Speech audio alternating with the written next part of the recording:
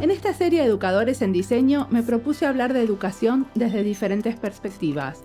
Elegí educadores que trabajan de decanos, profesores o docentes para poder entender desde lo macro a lo micro. ¿Cómo se planea un grupo de maestrías teniendo un enfoque definido? ¿Cómo se diseña una materia? ¿O cómo se piensa en la responsabilidad social de los alumnos a partir de programas transversales a las materias? En este episodio, entrevisto a Cynthia Lawson Jaramillo, la decana de estrategias de diseño en Parsons, The New School.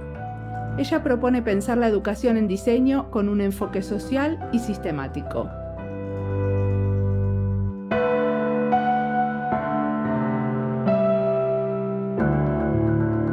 Mi nombre es Mariana Salgado, esto es Diseño y Diáspora.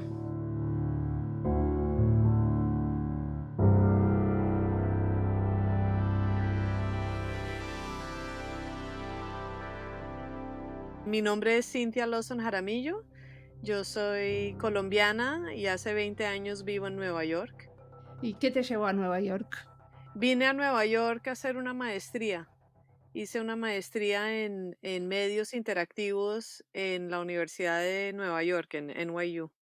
Ok, sos investigadora y educadora, ¿cierto? Sí, entonces trabajo en proyectos de investigación enfocados generalmente en diseño social y específicamente desde hace 10 años mirando el sector artesanal y el rol que tienen los diseñadores y pequeños empresarios en perpetuar modelos de inequidad, digamos, para los artesanos. Y específicamente he estado haciendo proyectos de campo, investigación de campo en Guatemala y en Colombia. Y sí, después de terminar mi maestría, empecé a trabajar aquí en Nueva York, en la Universidad de Columbia, mirando cómo la tecnología podía apoyar nuevas maneras de enseñar y de aprender para profesores y estudiantes. Y de ahí pasé a mi puesto en Parsons School of Design, que es parte de la Universidad de New School, y llevo ya 17 años ahí trabajando como profesora y con diferentes roles administrativos, incluyendo el que empecé ahora en enero como decana de la Facultad de Estrategias de Diseño. Bueno, ¿y de qué hablamos primero? ¿Qué preferís? ¿Cómo es esto de ser decana de estrategias de diseño? ¿Es una sección de la universidad? ¿Es un departamento de estrategias de diseño? Sí, es una sección dentro de Parsons. En Parsons hay, digamos, 5 schools o escuelas o facultades y estrategias de diseño o design strategies es una de las 5. Ahí tenemos varias maestrías y programas de pregrado, son 6 en total. Y también tenemos un programa para jóvenes en bachillerato que les interesa el diseño, para jóvenes que estudian en escuelas públicas alrededor de la ciudad de Nueva York.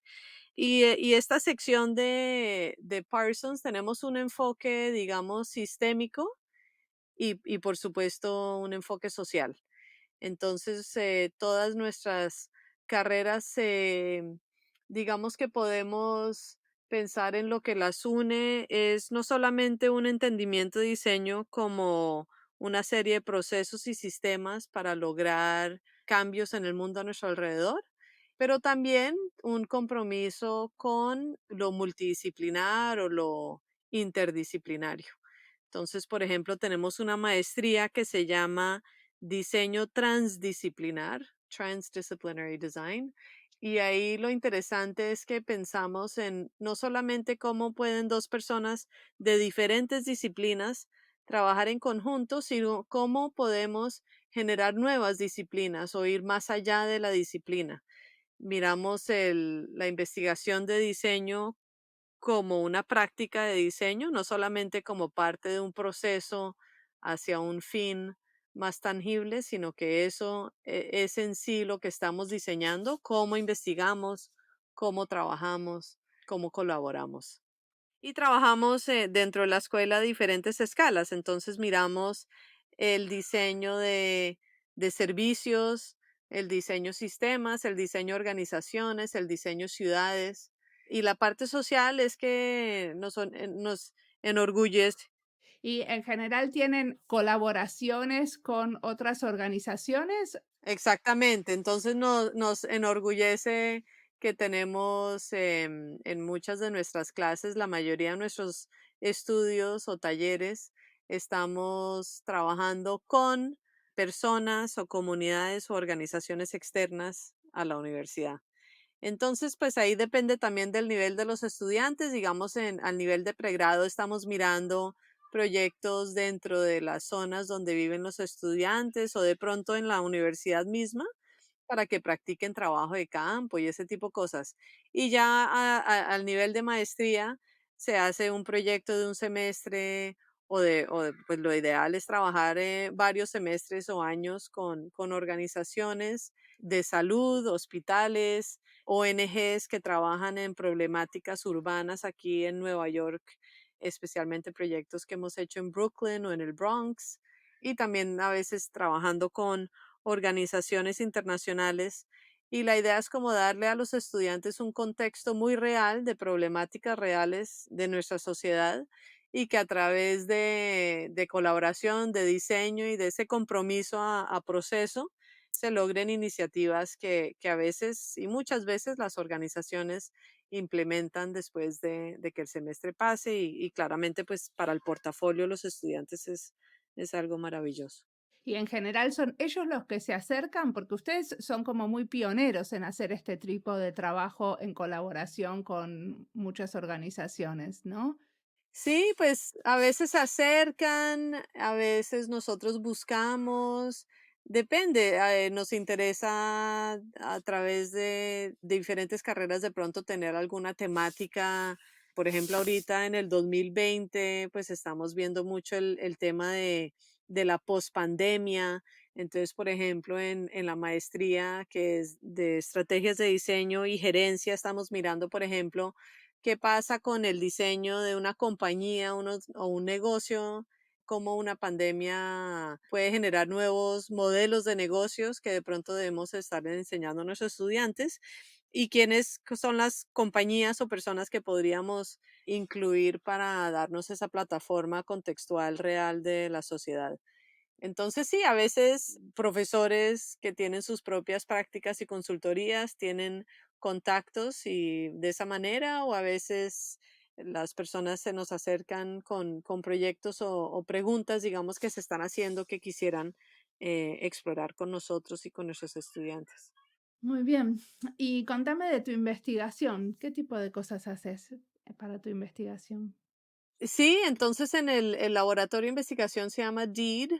Esto es lo que he estado haciendo desde hace 10 años y ahí hemos estado mirando, hemos hecho varias cosas. Hemos viajado a trabajar con grupos de artesanas, especialmente en Guatemala y en Colombia, mirando cómo podemos como diseñadores apoyar el sector artesanal. En los primeros años del proyecto estábamos en verdad perpetuando lo que ahora criticamos, que es un modelo de externalización del diseño de la comunidad artesanal.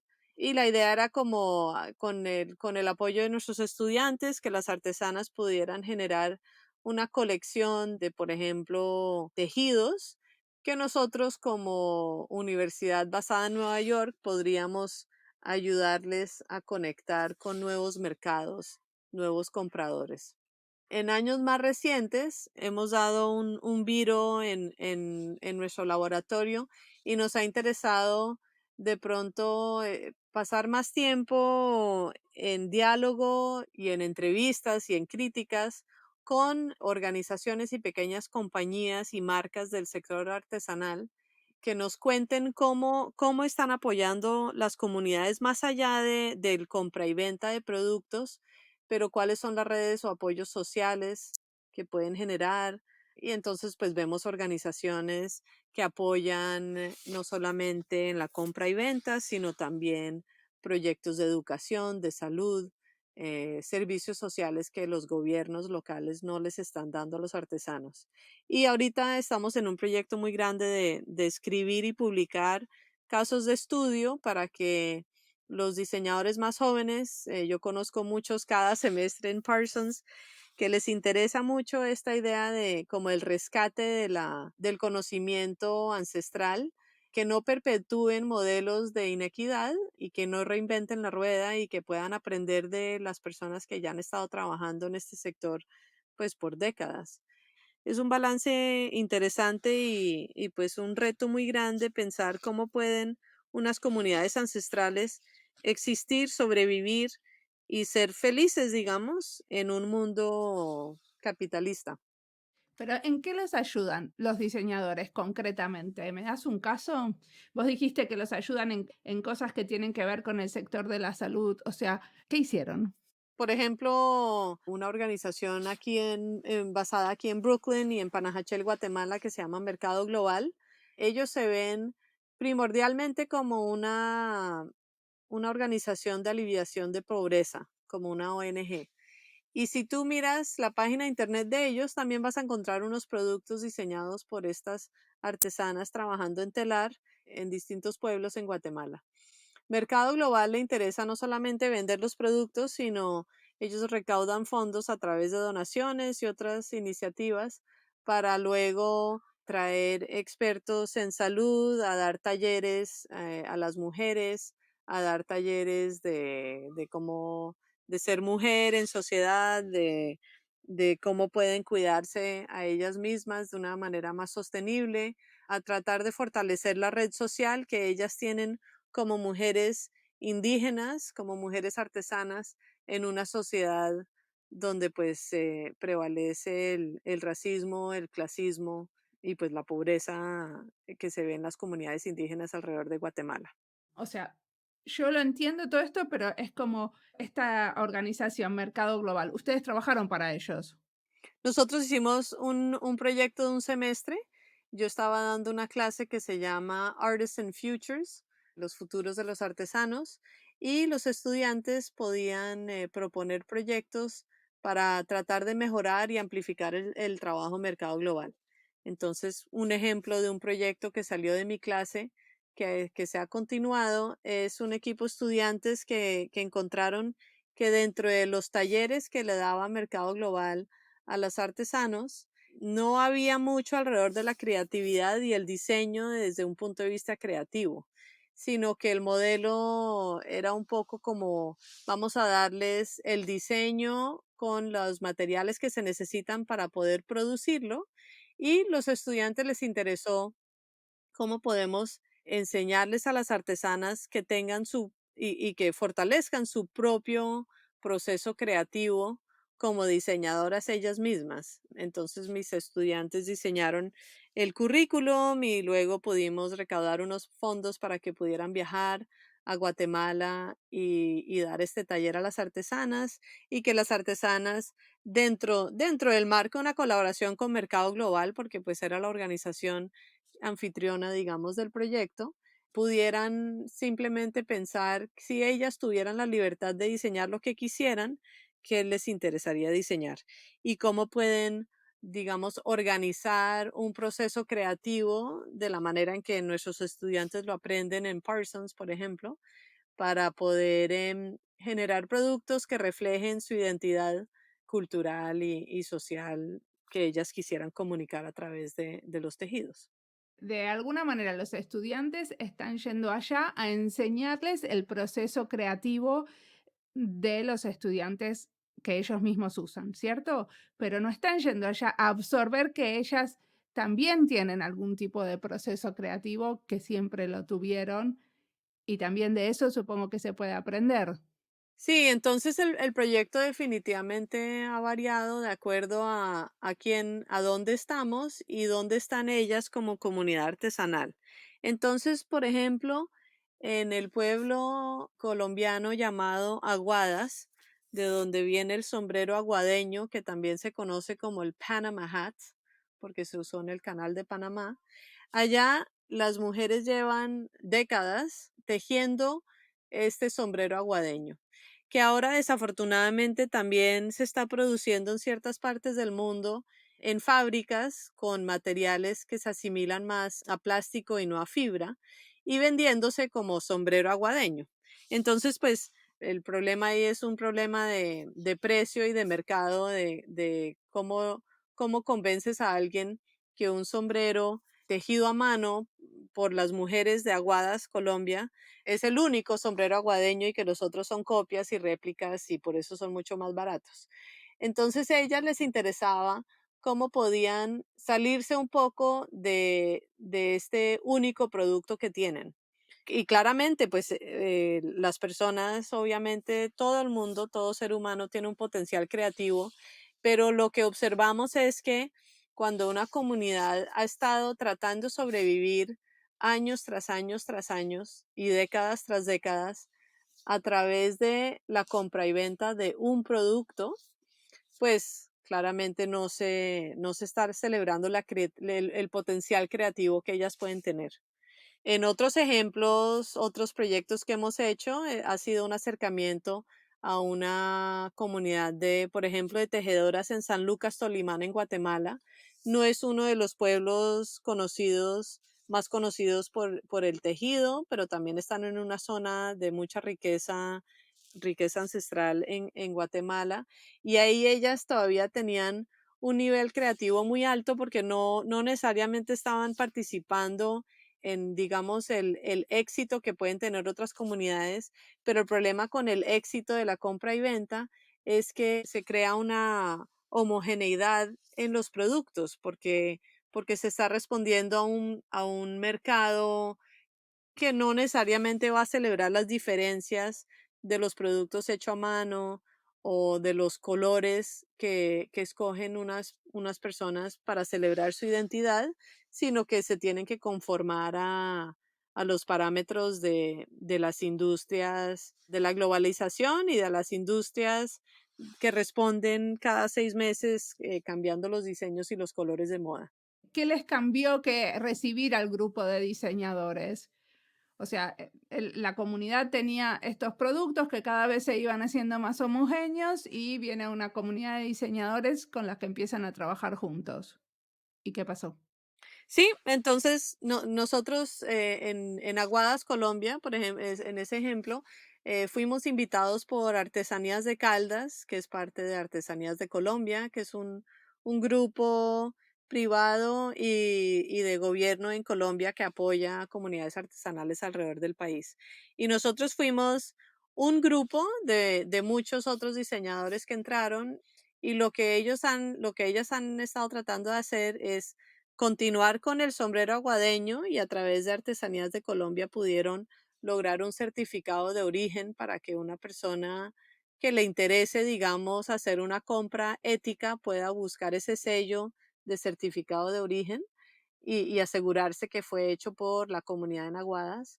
Pero también empezaron a diversificar los productos que estaban haciendo. Entonces, hacen canastas, cestos para la casa o hacen unas flores tejidas que luego las venden en Expo Artesanías o en otras ferias más pequeñas alrededor del país. Entonces, el impacto, digamos, más obvio y visual que tienen los diseñadores es en generar una diversificación de los productos que están haciendo las mujeres. Lo que todavía falta ver y la parte en donde los diseñadores todavía no hemos hecho un buen trabajo es en medir el impacto social a largo plazo de este tipo de intervenciones.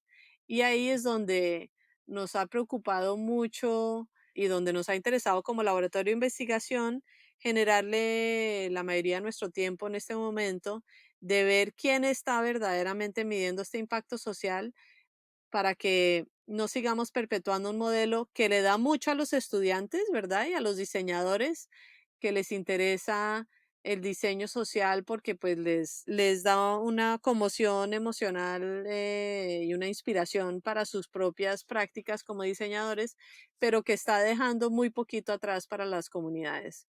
Te puedo mandar el catálogo de productos, pero no necesariamente tenemos los detalles bueno, cómo es en verdad que podemos decir que la comunidad de Aguadas le va mejor en este momento gracias a la intervención de diseñadores.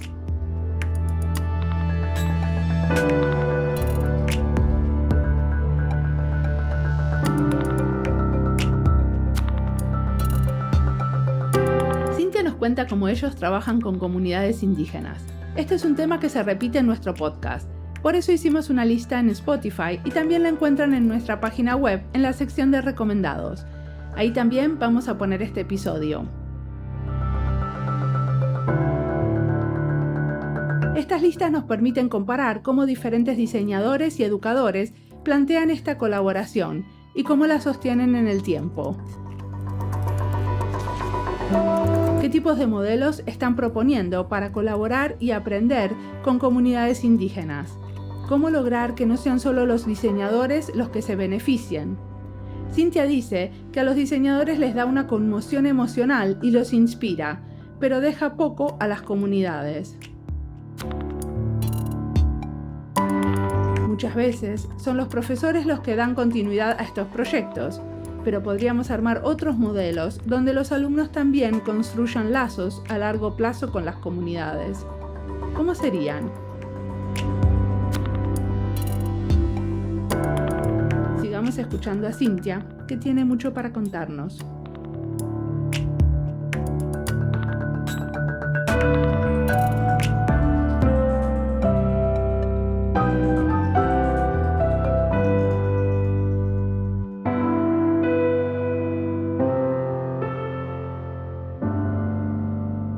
¿Y cómo es el tema de sostener una relación en el tiempo? Porque los estudiantes, bueno, son estudiantes 1 año, 2 años y se van y toman otros caminos y siguen con sus proyectos personales.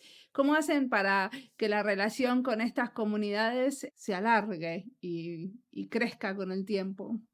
Sí, pues nosotros lo hemos hecho de distintas formas. La más efectiva es trabajar a través de otra organización, porque así a través de esa organización ellos tienen el conocimiento local más, pues más afinado y con mucha más experiencia que nosotras.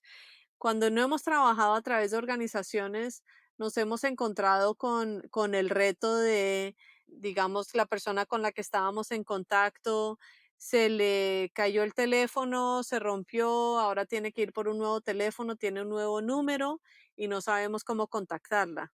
Ahorita está mejorando un poco ahora que muchas de las artesanas con las que hemos trabajado están en WhatsApp, entonces ahí nos podemos conectar mucho más fácilmente y pues ahí ellos pueden mantener la cuenta de un teléfono a otro. Pero en los primeros años sí era un reto muy grande poder mantener ese contacto. Lo otro que hemos tenido son pues las políticas locales, especialmente de los pequeños pueblos, pueden tener muchas dinámicas pues que están fuera de nuestro control. Y hemos tenido varios casos donde volvemos al siguiente año, los que le damos la continuidad somos los profesores que estamos involucrados un año tras el otro, y cuando llegamos las señoras nos cuentan que ahora son 2 grupos diferentes y que nosotros tenemos que decidir con quién tenemos que trabajar. Ese tipo de dinámicas son claramente muy complicadas. Y este año empezamos un nuevo proyecto, la primera vez que estamos trabajando en Estados Unidos con una comunidad en East Bend, en Alabama, y ahí ha sido un poquito más fácil porque están mucho más, digamos, conectadas. Todas las señoras tienen celular, se hizo el grupo WhatsApp pues de una manera muy rápida, es menos costoso para nosotros poder viajar o ellas de pronto en un futuro cercano poder venir a Nueva York. Y ahí entonces no estamos trabajando a través de intermediarios y pues sí es mi preferencia trabajar directamente con las comunidades que nos interesa impactar, pero sí, hemos estado conectados a través de gobiernos, a través de ONGs, a través de personas directamente. ¿Y cómo te imaginas si tú pudieras soñar en cómo esto va a avanzar y crecer? ¿Qué es lo que te gustaría que pase en unos años con estas colaboraciones? ¿Hacia dónde podemos llegar a ir si lo miramos de una forma así muy optimista?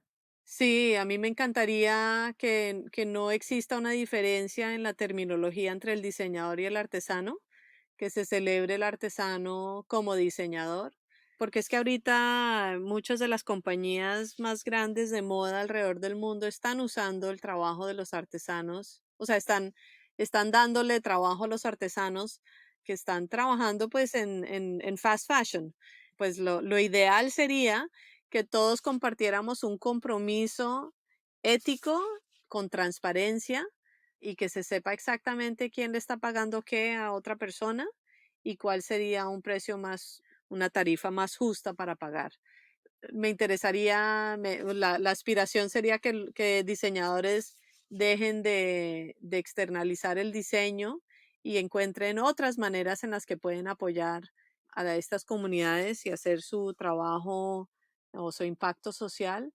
Y por último, una inversión en todos los sistemas que en este momento generan unos bloqueos para que una comunidad artesanal pueda conectar directamente con un mercado.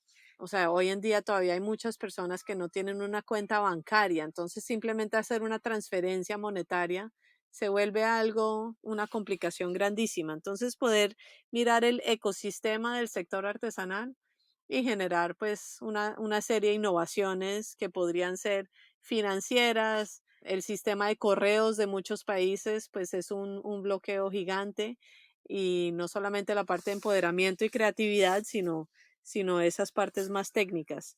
En últimas, lo que yo le digo mucho a mis estudiantes es que porque ellos en Parsons se sienten muy cómodos aprendiendo las últimas técnicas digitales e innovadoras del año 2020, pero esperan que una comunidad simplemente por tener conocimiento ancestral se quede en unas técnicas de hace cientos de años. Entonces, ¿cómo podemos celebrar a los artesanos como diseñadores?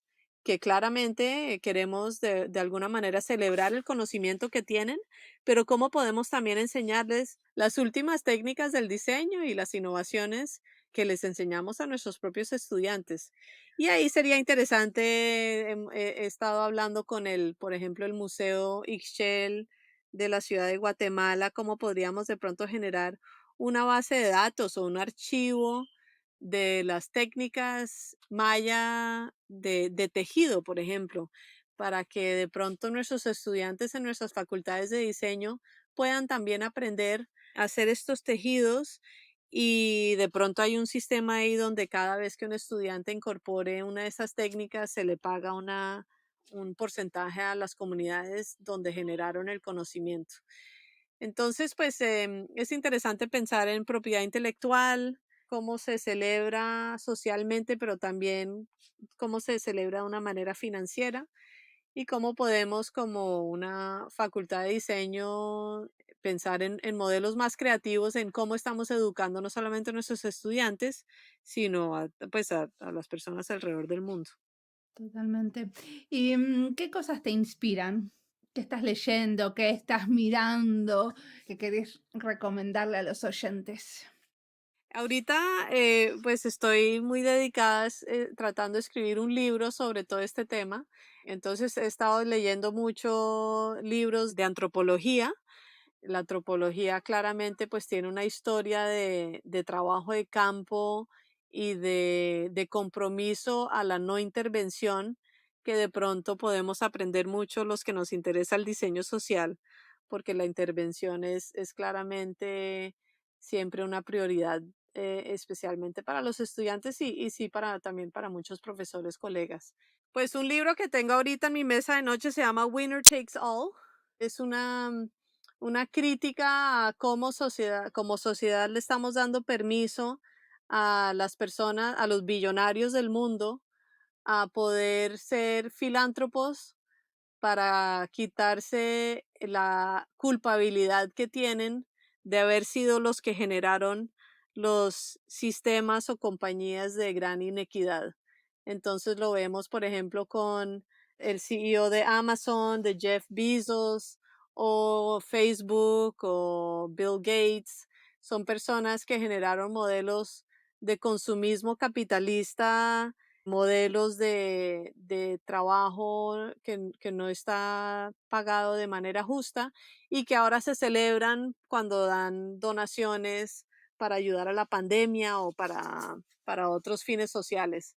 Eso me parece muy interesante porque es una invitación a que los diseñadores no solamente pensemos en el impacto social inmediato, sino que podamos tener un compromiso verdaderamente sistémico para entender pues cómo surgieron estos problemas y cómo es que la caridad que en este país se celebra mucho es simplemente ponerle un vendaje a un problema y no necesariamente resolverlo desde donde verdaderamente empezó. Entonces, ese acercamiento sistémico, yo creo que si voy a recomendar un libro sería ese.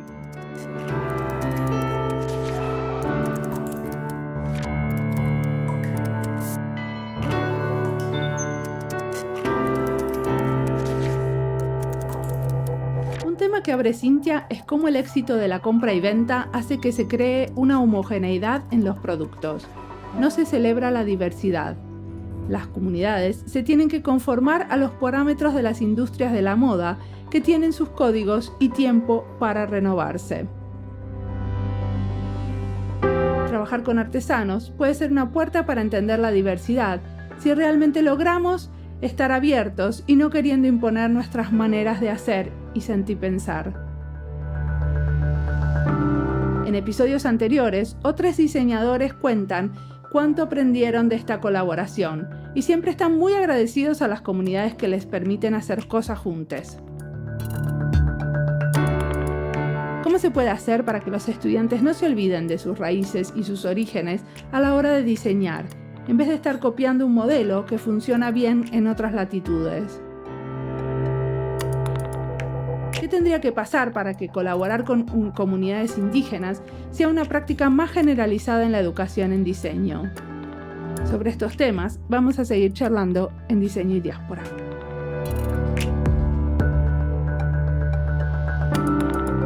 Como siempre, la música del podcast es de Antonio Zimmerman, el diseño de sonido es de Julián Pereira. Este podcast está publicado con licencias de Creative Commons con Attributions. Esto fue Diseño y Diáspora. Pueden seguirnos en nuestras redes sociales, en Instagram y Twitter, o visitar nuestra página web diseñoydiaspora.org. No olviden recomendarnos. Nos escuchamos en la próxima.